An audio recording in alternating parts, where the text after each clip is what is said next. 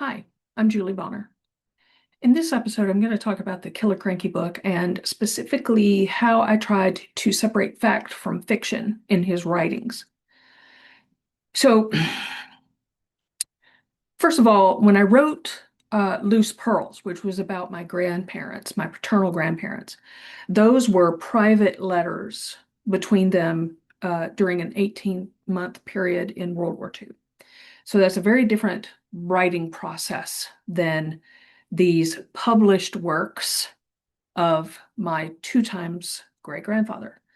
So since he wrote about these experiences of the Civil War, among other things that he wrote about, like he wrote about some early love life, right?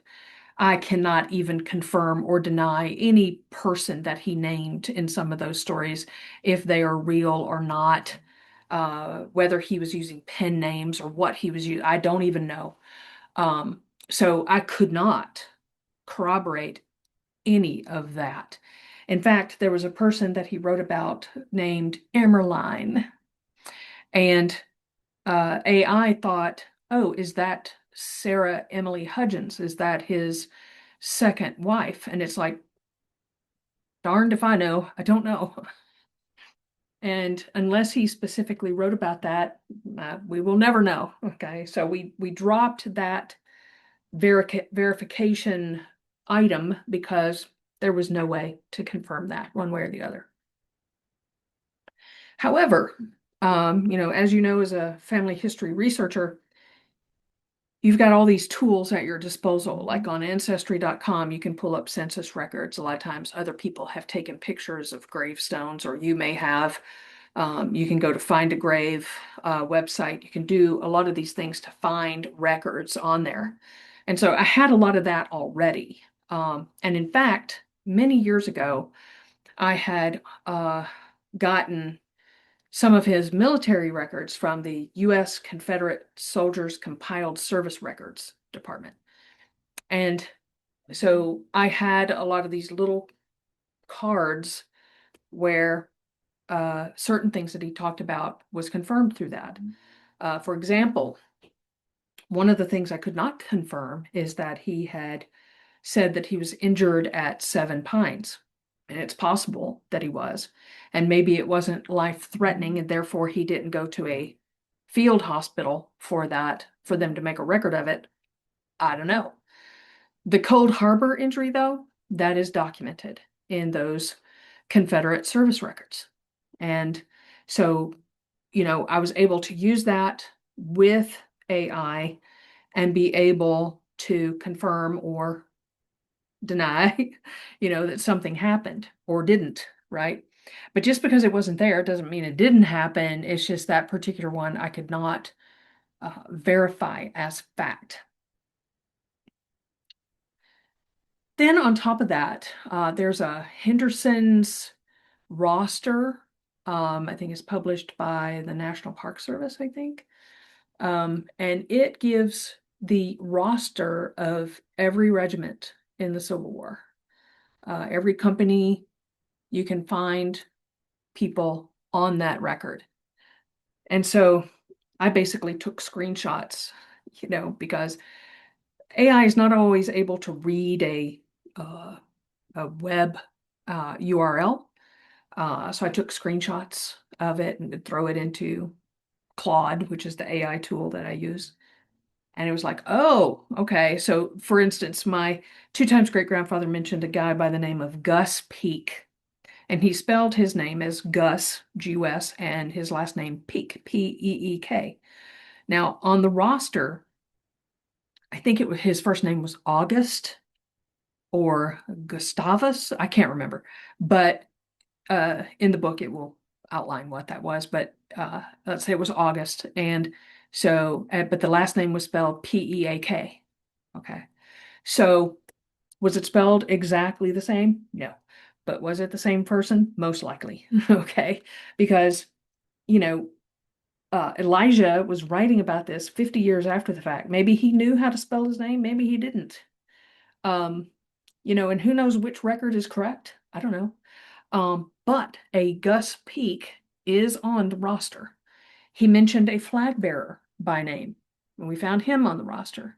He mentioned another dude that was in his foxhole when he got shot in the face.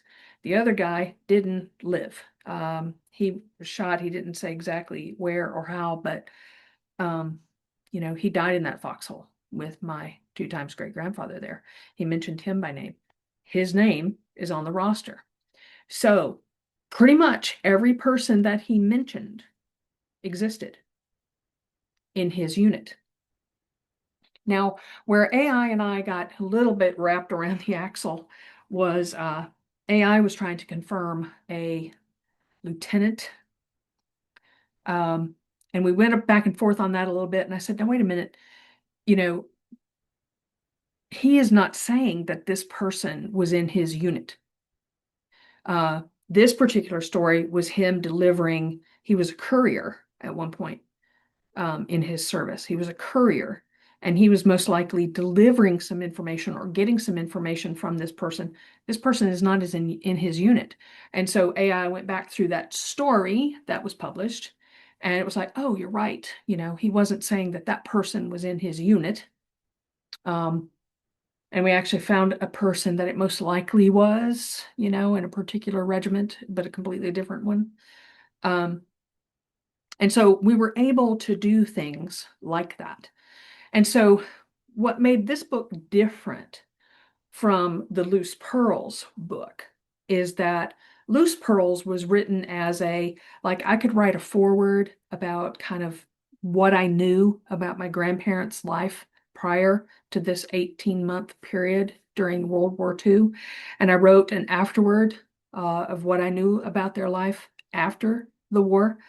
And we would take little portions of their letters because honestly, who wants to read 548 letters verbatim? That does not have a whole lot of import, Now to a family member, maybe it will, but I have all the full letters on Ancestry. They're all there. So anybody who is related to Vera, Doris, Harper Bonner, and Woodrow Cecil Bonner, they can find every single one of those letters there. But we would take little snippets of the letters because they are private letters, right? But one of the great things about AI is that it can make connections I can't do. That's the power of using an AI tool. Reading through 548 letters between my grandparents, I would never have probably figured out that they talked about having a girl like 8 times in their letters.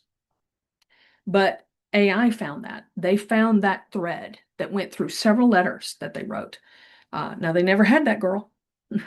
That I know. That is one thing I do know because I knew my grandparents, right? But it was an interesting little tidbit.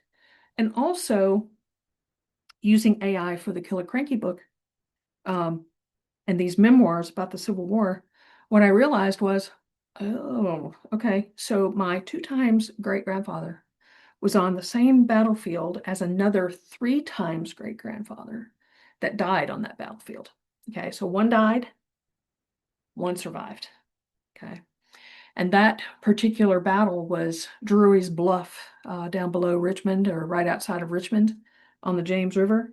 And my 3 times great-grandfather had already had his children. The person that I was descended from on that side of the family was already living, so him dying on the battlefield, I still exist today, right? The fact that Elijah survived, he was a single young man in the war and survived it with that shot in the face, which is a miracle that he lived. He was able to survive it and had all of his children after the fact.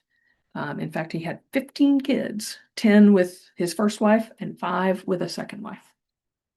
So that's kind of how I went through very methodically with the help of AI to find these connections, to basically have the memory to be able to store all this information, and find these connections, find these threads that were going through some of these stories and letters and all that, and then able to try to some degree, separate fact from fiction. Okay. So in the annotated memoir, I guess, as you want to call it, the Killacranky book, all of his published works are in there. All of them are there, word for word, because it is a historical record of his remembrances anyway. And so it's true to him and true to what he wrote. And I try to find where he actually was correct in his recollection of it all. Okay. In the Loose Pearls book, it's a very different story. I still have historical pieces there from the World War, but I didn't reproduce every single letter. That would have been overkill for that book. Okay. So I hope this helps in kind of framing how AI can help you with this kind of written record. Thanks. Talk to you later.